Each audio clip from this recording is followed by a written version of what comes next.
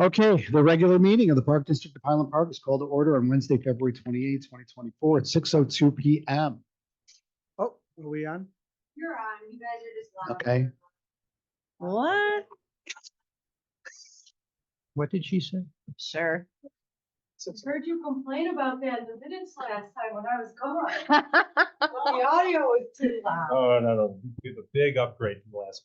Roxanne. Oh, okay. We're supposed. May I clarify, for the record, Mr. Bernstein was joking. Everything ran smoothly, but of course we missed you. That's right. That's what he was really That's trying what to he say. meant to say. All right, as we move forward here, roll call. Roxanne, can you please call the roll? She says no. Commissioner Bernstein. Here. Commissioner Kaplan. Commissioner Ruttenberg. Here. Vice President Freeman. Here. President Grossberg. Here. Executive Director Rooms, are there any additions to the agenda? There are none. Okay, there don't appear to be anybody here, doesn't appear to be any here from the public. So can we please move to the consent agenda? Is there a motion to approve this consent agenda? I will move to approve. Second, Second. okay. Roxanne, can you please call the roll? Don't call the roll yet. Comment. Made the comment before. Yeah. or after? Before. All right. Go now. There's several policies on here that probably went through the policy committee, but looking at them for the first time, I would like to have us review some of the time periods that we have in here for benefits to start. And I'll just give an example. For a person to be eligible full-time, to be eligible for bereavement leave, they had to have worked for the district for at least 2 weeks. And are faced with a child's death due to homicide or suicide. And I just point that as one example. I would like to review any of the delay and time requirements in these policies to see if we can't come up with a more humane standard than saying you didn't work here for 2 weeks, you get no time off because your kid died. That's what it's saying, and I don't like that. So this didn't go We through. will be reviewing all of the policies Right. this year through a policy committee. These are to get us compliant with legislation and law, and that's what these revisions are No, I solely appreciate based that. on. I'm Yeah. saying sooner Yeah. rather than later, so that maybe in a couple of weeks you can bring us and say we have a 2 week for this or 3 weeks for that. Or just give me the policy manual and I'll do it myself. I don't really care. But I can't live with something that says you gotta wait for 2 weeks of employment if your son or daughter dies through suicide before they get bereavement leave.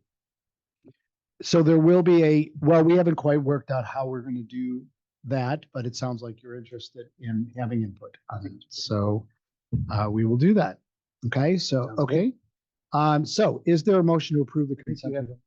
Oh, we did that. Roxanne, can you please call the roll? Bernstein. What are we voting on?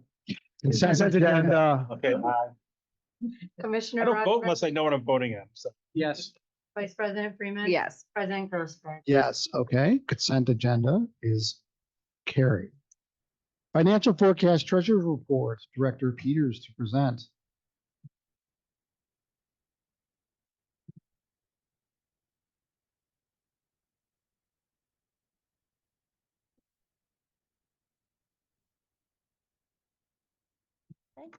Good evening, everyone. Oh, whoops. Good evening. Okay, so in your packet, you had the 2024 financial forecast and treasurer's report for the month ended January 31st, 2024. And in the packet, we pulled the general and recreation funds, or two of our operating funds. And looked at how we're doing at the end of January. We can see that revenue has exceeded where we budgeted to be at the end of January by almost $500,000. And we can see that expenses came in less than where they were budgeted by about $375,000, showing that we have a surplus at the end of January of almost $900,000. There are a few conclusions we can make about these numbers that we're showing. And so we could say at the end of January 2024, Park District programs and facilities are performing better than budgeted, and surpluses occurred in a few areas.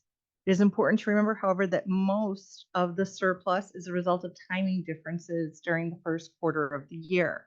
However, there are some notable permanent positive results to report on.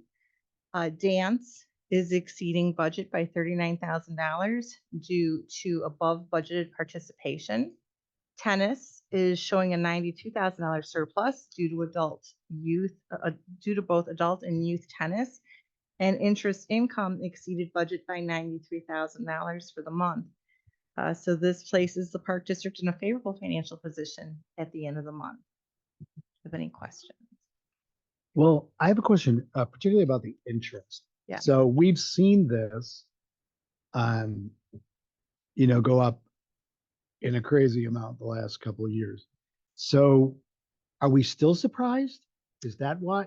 So you have to remember, we start working on the budget over the summer. So last summer, we worked on the budget, summer into early fall, I would say, as far as interest. At that time, the feds were telling us they were going to freeze the rates and slowly start decreasing them. And that has not happened.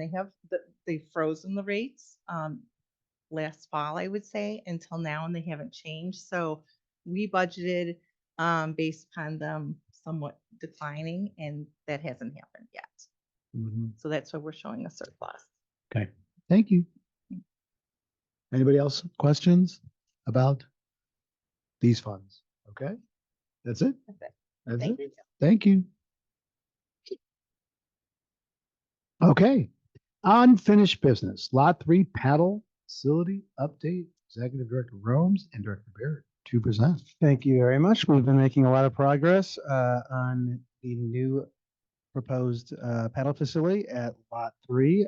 Director of Recreation, Nick Baird, has been working with the dome manufacturer, and he's going to give an update as to where we are at as of today. All right, good evening, everybody. I'm very excited to give everybody an update. We've been working really hard on our dome replacement project. If you see the picture on the cover here is a picture from the manufacturer that we're proposing to work with, Asadi, and you can tell that there's a kind of a cable netting system, which makes it a unique product, which I'll talk a little bit more about. But that's one of the features of the dome that we're really interested in having here at Highland Park. We are continuing to look to purchase through Sourcewell, which is that competitive purchasing agreement, which will save us time and money without having to go through the bidding process. And Asadi is one of the provided vendors that Sourcewell has recommended for us. And so we've gone through the process of looking through their proposals. And so Asadi is our proposed supplier. And so they're the Air Structures of America. They have over 60 years of successful business. They were the first dome provider for the World's Fair. And as you can see that they've supplied domes for a variety of different universities and NFL teams throughout the country. So we're really comfortable with the product that they provided. And we are in the process of checking their references as well to ensure that everybody is still very happy with their products, throughout the years. The one thing that I talked about is the dome cable system and the fabric weight. So this is what makes this product a little bit different from all the other dome manufacturers that we're looking at. So the new dome structure would include a state-of-the-art full bias cable net system, which ensures the advancement of safety and then the durability of the overall structure. The biggest thing to note is that there's a 32-ounce fabric, and that it actually would give us 25 to 30 time increase in the safety factor with wind loads. Heavy winds up to 150 miles an hour can be sustained, as well as supporting snow loads of up to 50 pounds of roof snow load. So this is an increased safety factor from the current dome that we currently have in place. So the fabric that we're proposing to have would be white, just like the picture below that you can see with an opaque coating. The total weight again is that increased 32 ounce per square yard. And then it's got some ultraviolet ray polyester to keep it from discoloring. And then the fire retardant ratings all are compliant with, the fire marshal here in Highland Park as well. Wanted to show everybody just some initial elevation drawings that we're proposing submitting for the design and review committee for the board for the city. And so this is just some initial drawings of what the left side of the dome would propose to be, as well as the front view and the back view of the dome. We are proposing to keep it on the same footprint as the existing dome with the same amount of emergency exits. The one thing that we are looking to enhance is the ADA access to the dome. So we would have the 3-leaf revolving door, which is currently in place, as well as another ADA access door right at the main entrance, which would give ease for our customers coming and going. So we feel that that'll be an important addition to this dome compared to the one that we currently have in place now. And this is what we are proposing as the floor plan for the inside of the dome. So again, we're proposing those 10 pickleball courts, our 4 padel courts. Then we're proposing again to have, a reception area up in the front, as well as restroom facilities that are identified on here. And this will all fit within the footprint of the existing dome structure. The only change to this dome is that it'll be about 6 feet higher than the existing dome that we have, and that is to help accommodate the padel courts so that those sidewalls are tall enough to accommodate the glass structures for the padel courts. Here's just a summary from working with Asadi, just to give everybody an idea of what the size will be. So it'll be 200 feet wide by 260 feet long, and the height will be 66 feet. So again, this is 6 feet higher than our current dome, with a total of about 52,000 square feet. As you can see, this dome is going to come with 5 personal exit doors. It'll come with a 3-leaf revolving door, as well as that personal ADA airlock door that I just mentioned that we're going to be adding. The beauty of this project is that this will be year-round now, so it will no longer be a seasonal facility. So we'll be adding that HVAC system that'll have up to 80 tons and 2 billion BTUs to ensure that we can have a comfortable environment while our players are in there seasonally. We'll also have a generator, 52 LED lights, which is also an increase from the current system that we have over there now. There'll be Bluetooth integration potentially with this, so we can operate the lights remotely, or a little bit easier than going throughout the facility and flipping switches. Then also the project will have the Lake County prevailing wage associated with it. And then we're also going to have a tabbing system throughout the entire dome structure. So if we want to hang any type of marketing materials or anything to thank our generous sponsors, that we'll have that ability to do that as well. As you can see through Asadi, their base price is $1.4 million with all of these additions that we've added on there. By going through Sourcewell, we're saving $43,000, which is a nice addition for us. We'll have the supply bond payments from them, and the total price is coming in at about $1.4 million for the dome with all of these accessories added to the project. And these are some of the accomplishments that we've already done throughout the timeline. So we've already completed that initial pro forma. We've had that Lot 3 amendment approval, SASL donation and reservation agreements. Exhibit A to the donation agreement is in process. I'm hoping to get that solidified. The design and review commission application was actually submitted yesterday. And then our final proposal for the dome has been received from Asadi. We received that yesterday. Our proposals from our civil engineers and our architects were also just received. And so we are going through the process now of negotiating with them to ensure that we get the best price for our product that we're going to be getting. And then we're going to be meeting with our staff here this Friday to talk about any additional fundraising efforts that may be needed to raise the funds to make sure that we have a world-class facility for our customers. And then this is just an initial timeline again as a review for everybody. So on February 27th, the design and review application was submitted. Our next March 12th financial committee meeting, we are looking for the board to review our pro forma and our initial budget that was completed for the facility. Board review final civil and architectural agreements, as well as the review of final dome purchase agreement that we'll be submitting to you. On the 13th for the board workshop, we're looking for the board to approve civil and architectural agreements. And then on the 19th, we're looking to attend the design and review commission meeting with the city of Highland Park. And our dome provider, Asadi, will actually be flying out from New York to be on site for that meeting to assist with anything, as well as to meet our team here in person. And then the next day on March 20th, we're proposing that the board approve the Asadi dome agreement. We will be sending this to our attorney ahead of time to start that process so we can get the ball rolling. Then on April 1st, we're proposing that Asadi would initiate their process, which is the engineering phase, which takes about 4 to 6 weeks. And then in May and June, the dome manufacturer will actually start manufacturing the dome. We'll start manufacturing our HVAC system, which will be custom made to the specifications of our distinct dome that we'll have. And then we're hoping that the installation will occur then in late fall of this year, with hoping to have a grand opening by the end of this year, if not January of 2025. And then just some additional information to share with you. This is from Asadi as well. Again, their engineering phase takes 4 to 6 weeks, manufacturing 24 to 30 weeks for that process. And then total installation of everything will be 4 to 5 weeks. And the warranty for this product will come to 20 years for the fabric and 20 years for the workmanship as well for the product. Any questions on where we're at right now with this project? Commissioner Vice President Freeman, None from. Commissioner Ruttenberg. Oh, I'd like to go last. Well, we might not be, maybe at 7:15. Commissioner Fritz. How'd you know I have 2 pages? I was afraid.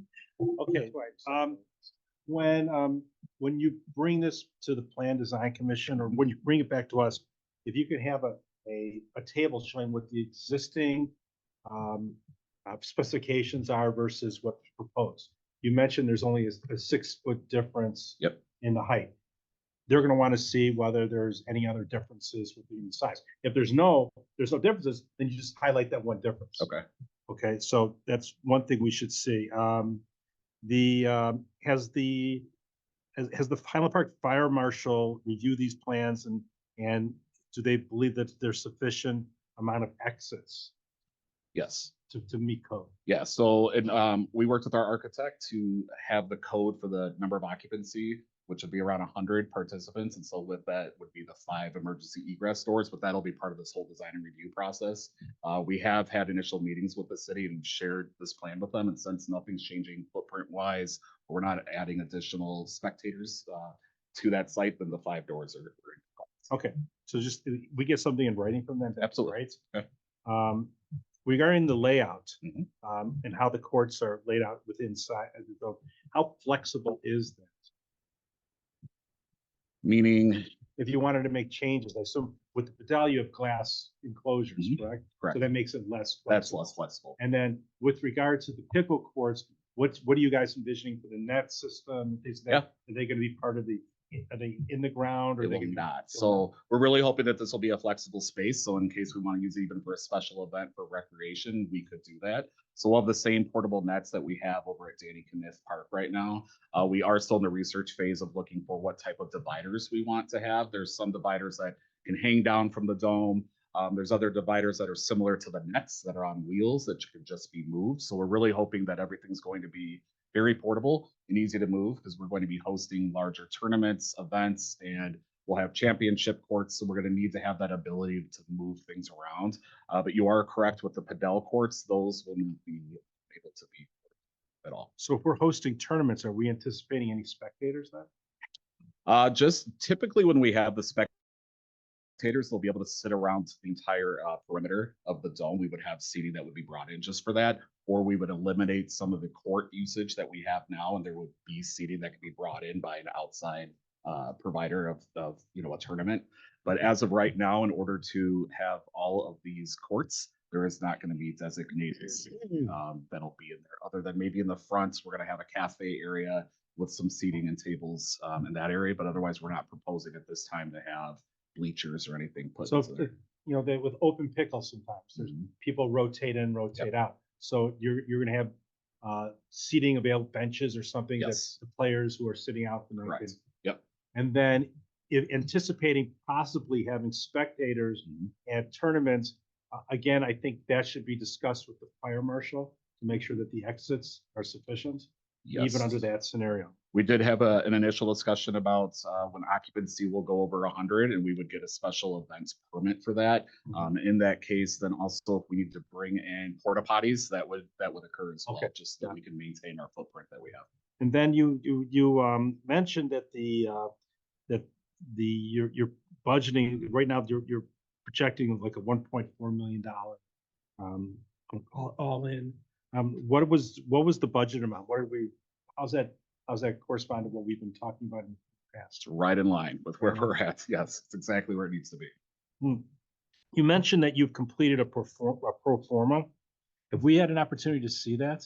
No, so this No. was an initial pro forma, and we'll be sharing that with you at our next finance committee meeting. We are looking to have a formal business plan developed, and we're working on that as well. But we wanted to ensure before we engage in those processes that this contract can be executed.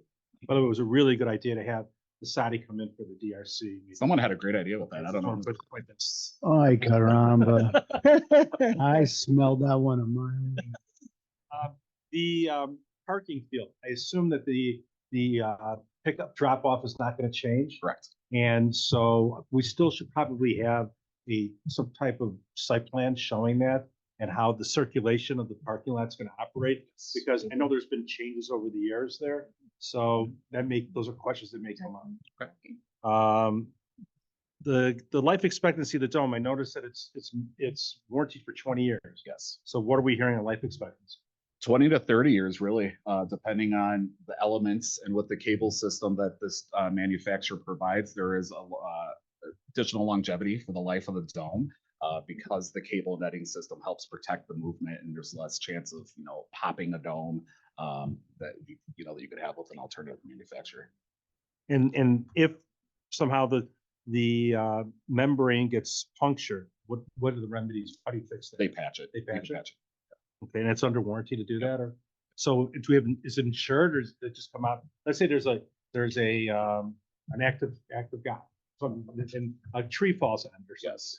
And so it punctures, they come out and they patch it. That would have to be through our insurance. Through insurance? It'd have to be insured. Yeah, I don't think they cover active God. So we will show the agreement.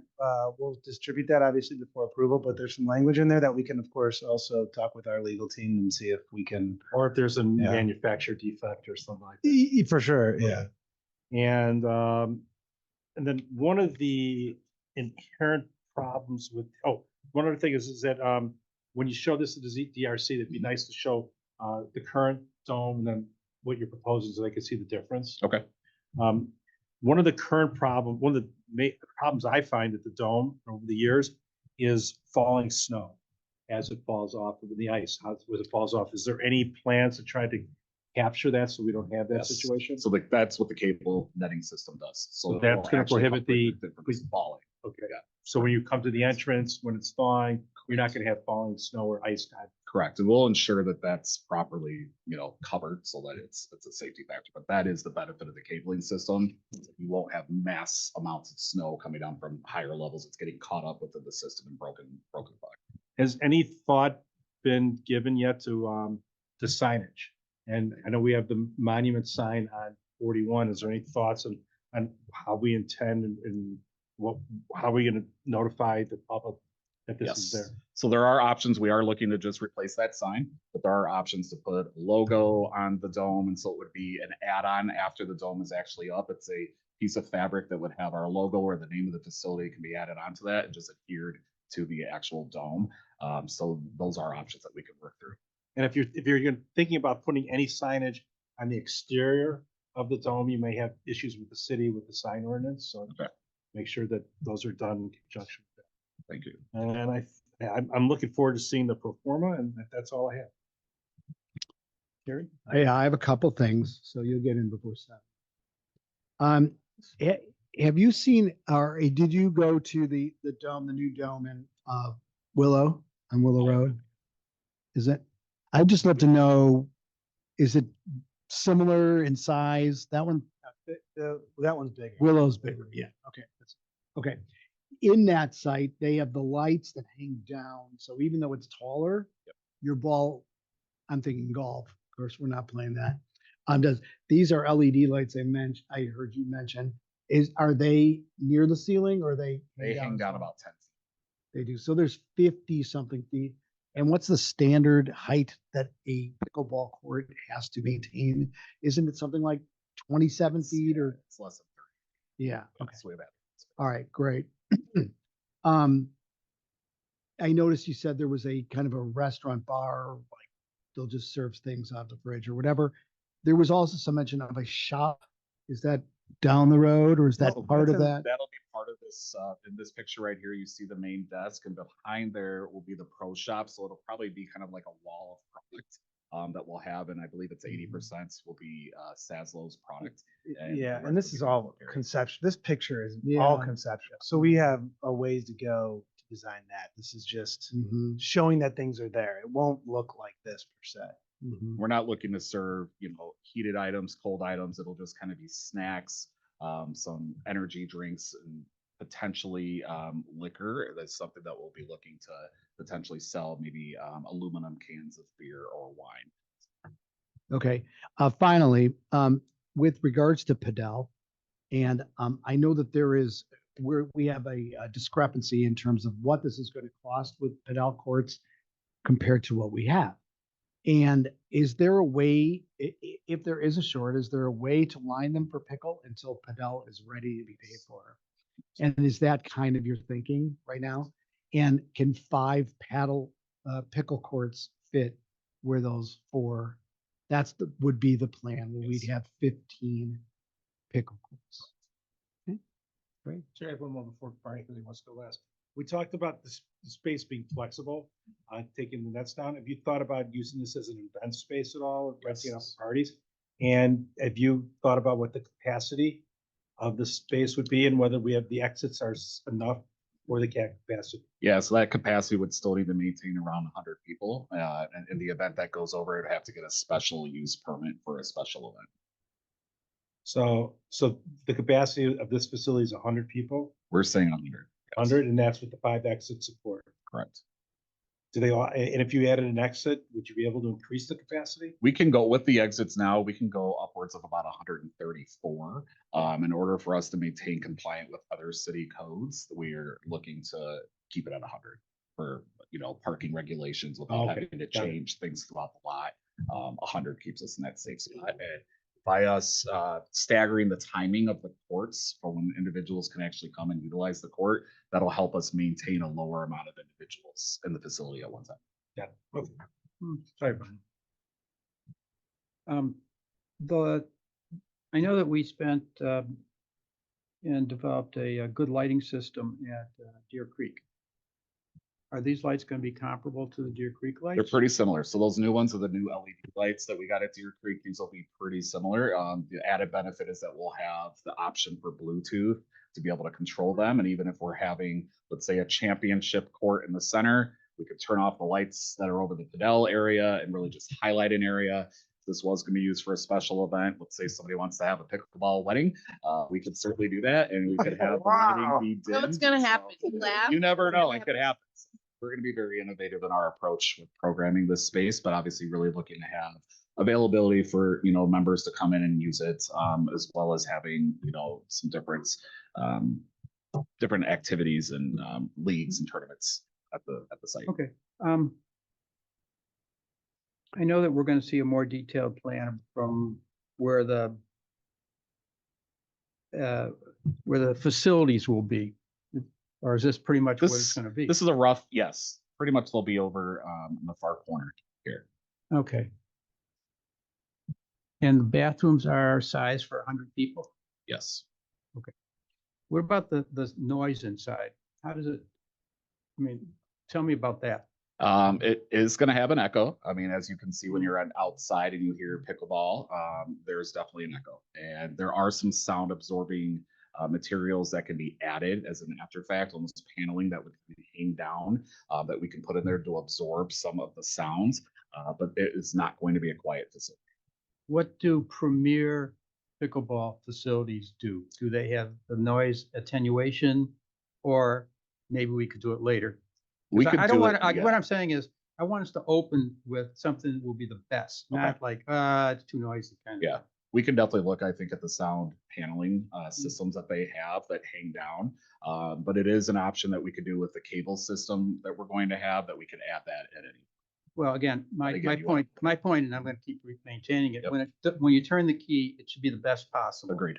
And Yes. if we can't afford the best possible, then at least we'll make a conscious decision. So I think we should plan everything for A plus, and if we get A to start with, so be it. Okay. Have you given any thought to parking for tournaments? You have, or even for 100 people, Mhm. you could have 100 cars. We could, and we have adequate parking for 100 cars plus 50% capacity at the Golf Learning Center. In the event of a larger tournament, that's when we're going to utilize the recreation center's parking lot, and we'll have to have bus transporting individuals back and forth for those larger, like APP style events that we would have, and that'll be up to the tournament provider to pay for that service, but we'll help arrange it with So the bus has to go all the way up to 22 and come all the way around? Or can we get a mini bus on the cart paths? I don't think I so. don't think we can. I'm just saying, it's gonna be a pain. We can look at party bus opportunities to keep the patrons, happy as they're driving. Well oiled. No, Golf carts that's fine. or I the just, I preserve think this is over. great. Most of the questions were answered, and I appreciate giving me the opportunity to go.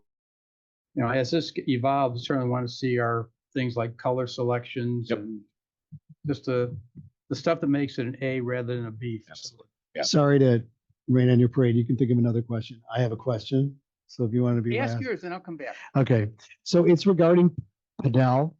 Have you ever managed a facility with Padel? Padel Okay. is a newer sport that has just probably arrived to the US, I would say, in the last 3 years. So have you managed a facility with platform tennis? Okay, so playing it, it's a little different than pickle in terms of the concentration, the focus, the players, and the area around the court.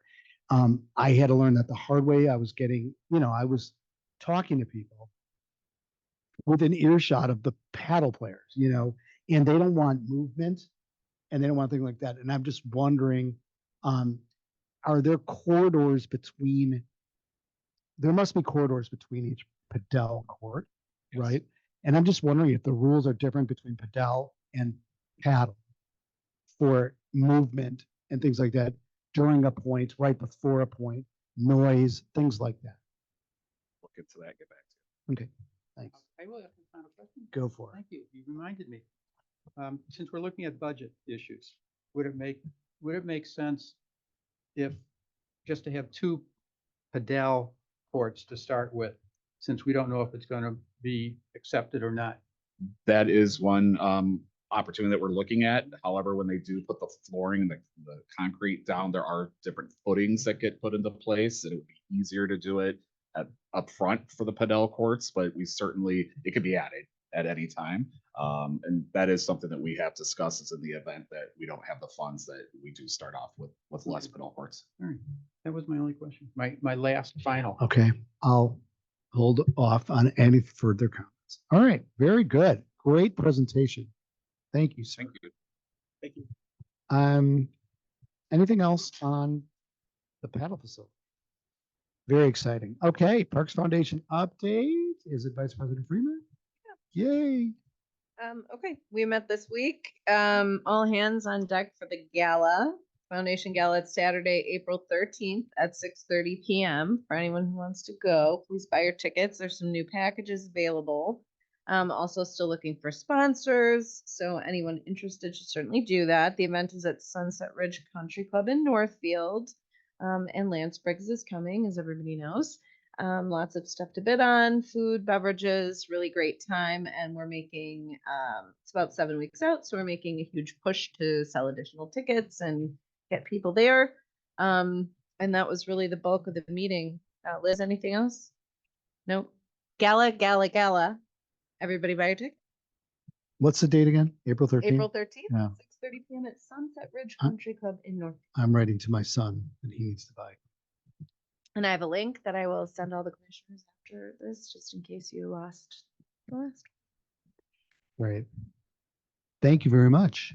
I do have a question about the Parks Foundation. Are they still looking for any board members? Do we know? Yeah, well, always looking for Right. board members with, really Relevant? experience, connections, fundraising, backgrounds. Marketing?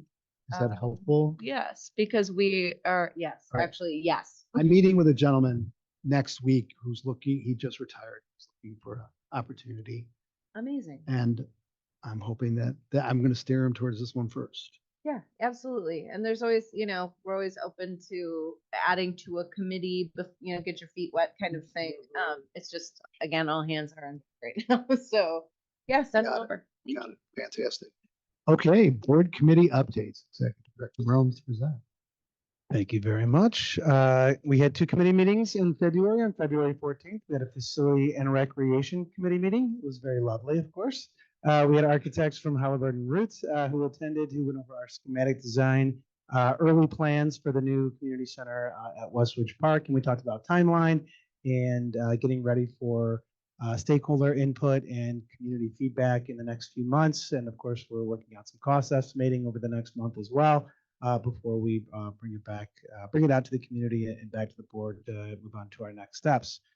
Also, we talked about the paddle facility, which you just heard the presentation tonight. And then on the day after, we had the Finance Committee on February 15th, and staff reviewed the 2023 year-end financial figures for each of the cost centers in all of our funds. And then we reviewed the 10-year capital plan, as well as fourth quarter financials for the Recreation Center of Highland Park, which was a fabulous presentation. The Recreation Center is having had a great end of the year and is having a great start to the year. So that committee went well, and then we had a few items that the Finance Committee reviewed that was approved on the consent agenda this evening.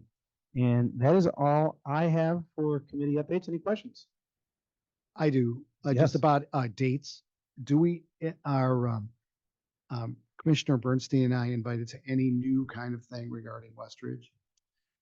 Not for March. Okay. Not have any liaison meetings in March. And then I heard a At this time. reference to finance Yes.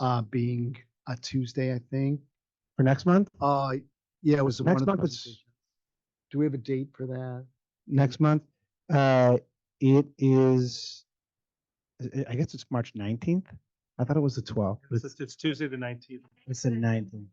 Did I say earlier it was the 12th? Okay. Okay. Mitch 19th. made that on his own. He- Okay. Insulting anybody. So right now we're scheduled for the 19th, which, A time for that yet? 8 a.m. Live it down. Okay. I'm not sure I'll be able to make that. So, okay. Okay. Okay. That's- We will reconfirm and send that out before the next meeting. So, All right. Great. okay. All right. Heller Nature Center and Rosewood Interpretive Center Annual Report. Yes.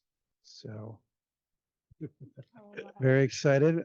Manager Megan Meredith will be here to. For those of you who don't know me, I am Megan Meredith. I am the new program manager of Heller Nature Center in Rosewood Beach, taking after Jessica Reyes. Welcome. And Megan has been with the park I've been at the district. park district for about 6 years, and soon in June to be 7 years. And I've been at Heller all that time. Amazing. She does a fabulous job. So, this past year here at Heller Nature Center, we've had improvements to a couple of our areas, including our Blue Trail, which was about 5/8 of a mile, where we re-widened the trail and added new substrate to make it ADA again accessible. We also had updates to our exhibit space, which was a multi-year in the making process, as you probably remember, but we added to our space with extra panels. We also added some exhibit areas that were more interactive for kids, so they have a play immersive space.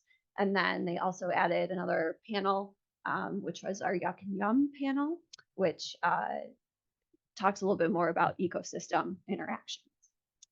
So a lot of new improvements to bring in more visitors, which brings us to this. So in 2023, we had about 607 unique visitors with public programs. We had 23 schools that came out for our school programs, which were over 1,999 students. Sorry. Heller also hosted a homeschool group for 3 months in the winter, and we did that the year before as well. So we have a lot of kind of unique visitors that keep coming back to us year after year. With our family and youth program participants, our public programs kind of include our park school, our scouts, our public programs. As you can see, kind of Rosewoods overall is kind of up over the last couple of years. So 2023 isn't that orange, and 2022 is in that green. It varies from season to season, of course, but Heller's increase in spring offerings in 2023 had successful programming that had our spring and fall increase in that revenue. Beach down at the bottom, like our beach areas, we moved our beach camp out to the preserve. So that kind of reduced a little bit of our revenue. We have plans to move it back to Rosewood and kind of alternate locations seasonally for spring and fall. We also did not have the revenue from Park School in the fall of 2023. So those kind of skewed our numbers just a little bit. Our after school programs in 2022 had 2 sessions in May and September and October. And that made those numbers really, really large for those years. But in 2023, we did not have a need for those overload classes, so that reduced those numbers and enrollments. Weather also plays a factor, of course, in these after school programs. So a lot of our fall and spring programs for after school have larger enrollment numbers than something like a winter program. And then in spring, as you can see at Heller Nature Center, we do have a lot of competition with spring sports. So unfortunately, those enrollments also go down.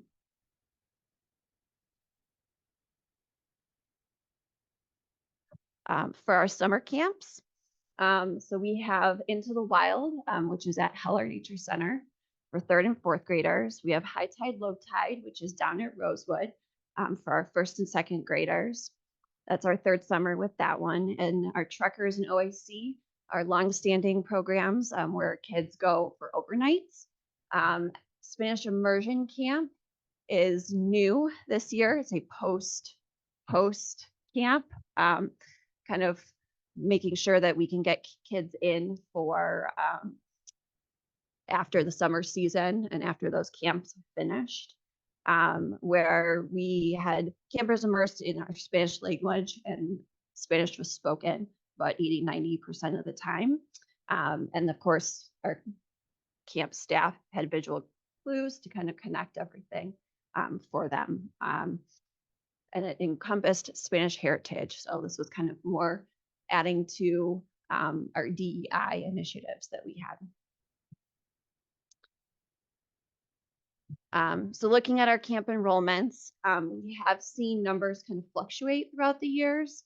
So 2023 in our orange versus our green of 2022. We've seen a decrease in our 3rd and 4th graders in our camps at Heller. And I believe that's kind of like a saturation in the offerings that we have within the park district, but then also outside of the park district. We are moving our Into the Wild camp, which is that 3rd and 4th grade, to our Park Avenue location this year to see if we can increase that participation as well. Because that goes back to 2019 when we had a camp down there at Park Avenue. Trekkers, which is our 5th and 6th grade, which has the overnights.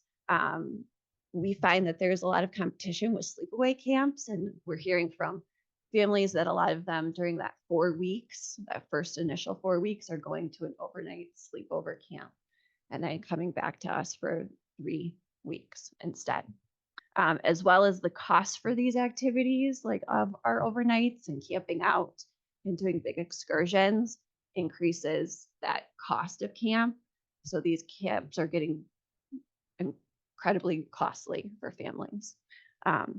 So we're looking back at those as well, just to see what we can do. OAC's numbers always kind of stay the same because they utilize the minibus, our minibus, which is only a 14-person transportation.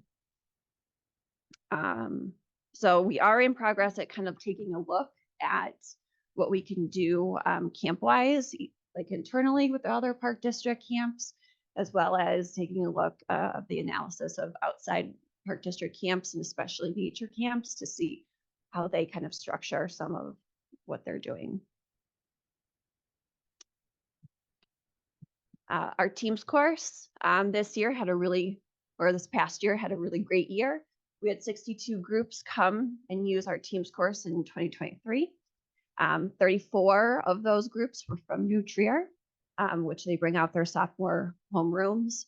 And they go through their program.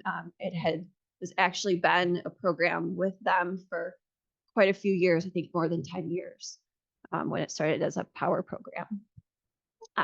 So we had a 31 increase in revenue from 2022, and I attribute that to us being at IPRA this year and having an exhibit booth at IPRA, which we had a lot of interest from park districts as well as other adult groups as well and businesses. Okay. Special events this year. We had over 936 participants in our special events in 2023. We had our Heller events like Enchanted Forest and Fishing Derby and Break Cabin Fever. The last two were free events for the year. And then, of course, we increased the number of DEI initiatives that we had, adding new events like our Hispanic Heritage Month, our Highwood Community Summer Reading, Day of the Child, the IPRA award-winning event, the Dia dos los Muertos event, and all of those, again, a lot of those were free events as well. Bringing in community members from not only Highland Park, but other areas. So I know that we had asked, the board had asked to kind of take a look at revenue for the past 5 years for Rosewood and for Heller. So taking a look at our numbers, we of course had seen that dip in 2020 with not having camps down there and so on and so forth. But that did steadily increase. I attribute a lot of our increases out of that red to the rentals that are happening down there at Rosewood, because those continue to increase more and more, as well as our camps down there as well. And then, of course, in 2022, we had a large number of our after-school classes that also attributed to a good revenue. So for Heller, we have our numbers in red, of course, are negative. However, a lot of this is with a lot of our projections and such. Take a look at our camps kind of decreasing those numbers, which is a lot of our revenue that we have. But again, our programs, we have a lot of people who come to them and continue to say that they like Heller, and we'll get a lot of people who come and see their faces again and again at public programs. So we like those numbers to kind of stay that steady, but also hoping that they'll bring more people and word of mouth to more of those programs. A lot of the programming after the pandemic really increased because a lot of people wanted to be outdoors and really valued that outdoor space and time, also a protection of their family because they were scared to go inside. So we saw that dip in the 22 and 23 years because people then had more options and they started to realize that they felt more comfortable going back inside. So we kind of see a little bit of that dip once again.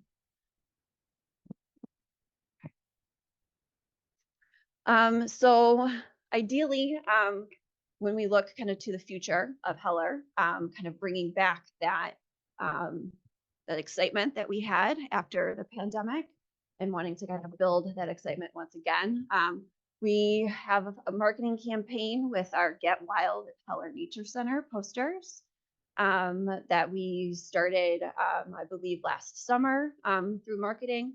We also have a quarterly newsletter that we put out via social media, as well as on our page at Heller as well.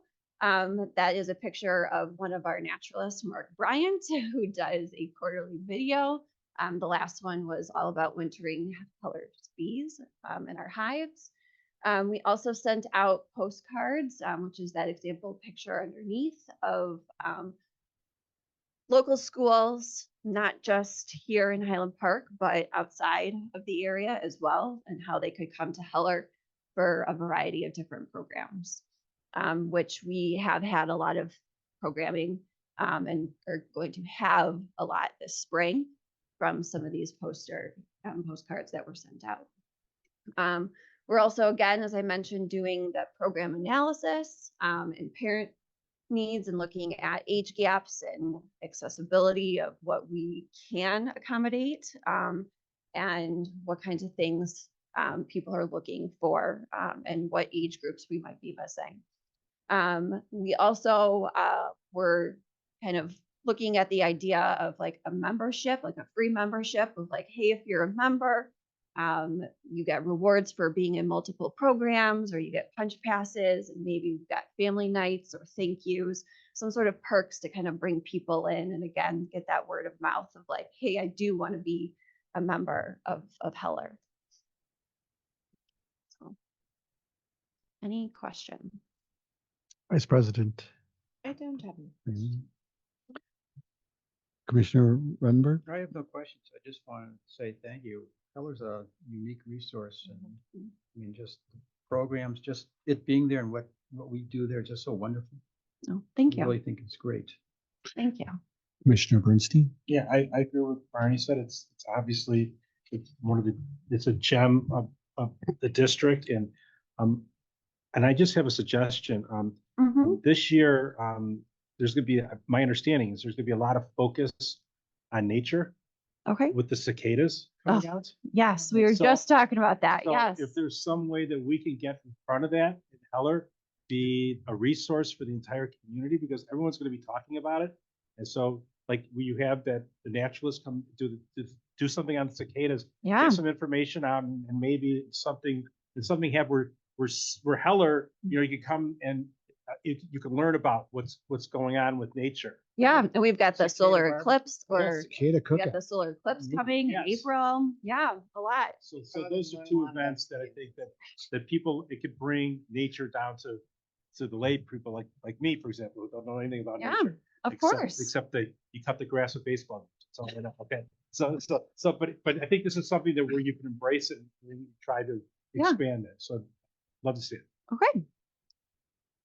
What is the goal of the SIC, the Spanish Immersion Camp? Is it for Hispanic speaking people? Is it for English speaking people who want to learn more about Spanish? What is exactly? I think it's a little bit of both. I think it's kind of bringing that recognition to Spanish heritage and having that understanding. And also, again, like for those who are non-speakers, like having that ability to learn a little bit more. And even with our own staff, we have had a couple of Spanish classes that have happened, and that Spanish immersion part, especially speaking that 80 to 90% of the time, really helps people retain and understand a little bit more. So a lot of parents are putting their kids in there for that connection. Yeah, I would definitely think with dual language in our town, it's a social, it's a way to get the kids to maybe know each other Yeah. before they start in kindergarten or whatever. That's great. I love the analysis y'all have done, really breaking it down to see what can be improved or what gaps there are. So I was very impressed with the analysis there, and I'm surprised that if the New Trier's got the programs, why doesn't 113 have programs there? That's, You bring up a great question, which was brought up also with our staff. They have a very unique high school at New Trier where their advisories carry with them from year to year. And they really, because it's such a large school, it's a very massive school, they really value that connection and teamwork and following through with like those advisors that are always with them. So they really try to encompass making them a team and being like that social and emotional wellness. What a throughout. concept. Yeah. That sounds Yeah. good. Yeah. I like it. Okay, fantastic. Anything else? Just want to recognize with this presentation, it's also Megan's birthday today. so Happy birthday. something on her birthday. Happy birthday. Right. Thank you.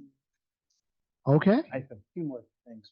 few more things. Report, that I You just got it. want to mention a couple, oops, did I hit something on the keyboard? Like, it's dangerous to put this keyboard by me, but we do have some great events coming up. Speaking of Heller, Women in the Woods with Wine. All Don't good miss things. that. Friday, March 8th, 6:30 to 8. And it sounds like that will be a great event, but registration is available online for that. Also, Centennial Ice Arena is doing lots of extraordinary open skates with their new welcoming renovated facility. So there's a Cosmic Skate, which is actually this Friday from 7 to 8:30 at Centennial Ice Arena. And then you won't want to miss this. There's also a Swifty Skate Night. Does everyone know what that is, right? Yeah, the Swifty Skate Night on Saturday, March 9 from 6 to 7:30. Encouraged to dress in your favorite era, bring a friendship bracelet to trade, listen to Taylor Swift music all night long, and make friendship bracelets and take photos. Oh, So nice. you certainly don't want to miss any of those opportunities at Centennial Ice Arena. And we'll have more to talk about next month. I'll be there in my Kelsey jersey. Very nice. Which Oh, Please. The one that's not retired. All right. Thank you for that. Any comments from the? Hearing none, we'll move over to other business. Is there any other business? none from staff. No. And I don't see anybody from the public. We will be going into closed tonight. And I'm not sure if we're on for I believe 2C1, 2C6. I'm not sure if there's anybody who wants to go under 2C11 or 12. Do you want to go under 2C11 and 12? is 11 what we Yes. Yeah, the other thing we were talking, do we want to go and close and discuss it, or do we need to? But well, why don't we say it and we can always add to Yes, it. that's good. Say it. Okay. Is there a motion to go in closed session pursuant to the following sections of the Open Meeting Act, Section 2C1, Section 2C6, Section 2C11, and Section 2C12? Second. Roxanne, please call the roll. Commissioner Rottenberg. Yes. Vice President Freeman. Yes. President Grossberg. Yes, the meeting adjourns in the closed session at 6:59 p.m. Thank you, everyone. Thank you. Happy birthday. Happy birthday. I'm sorry. Megan, happy birthday. Did I say the wrong date? Thought you I said love nine, someone with but good presentation. Maybe that Love was someone Cos. with No, it does say the 9th year. It's the 15th. For 15. We can No, Yeah. I thought we were pretty tough. we can correct that when we come back into open session. I'm thinking we did a great So job. we're gonna go in the outer office because this is gonna stay on, and we're gonna go in the outer Okay. office. All right, guys, Okay. And Can't gals. wait to see it. people of Earth, we're moving to another location. Okay. And then we do have to come back in here after. Yes. Yes, so we're gonna, Don't run What away. the folders for, so you can hold it. they're for me to take because I'm, I need one. Are you okay with that? Okay with that? Yeah, opt-outs to vote? I like it a lot. So we're coming back. Reporters in Yeah, there. I don't know if that's. Okay, the regular meeting is reconvened into open session at 7:20 p.m. Okay. Do we have to do anything regarding that? Nope, we're Okay, in open session. so we have action from closed session, the approval of the executive director's compensation. Park Board of Commissioners met in closed session pursuant to section 2C1. Is there a motion to approve the executive director's compensation effective January 1st, 2024? So moved. Second. Okay, Roxanne, can you please call the roll? Aye. Vice President Freeman. Yes. President Grossberg. Yes. Motion carries. Is there a motion for adjournment? Is there a second? Meeting adjourns at 7:20 PM. So Done. Thank you very Aye, much. aye.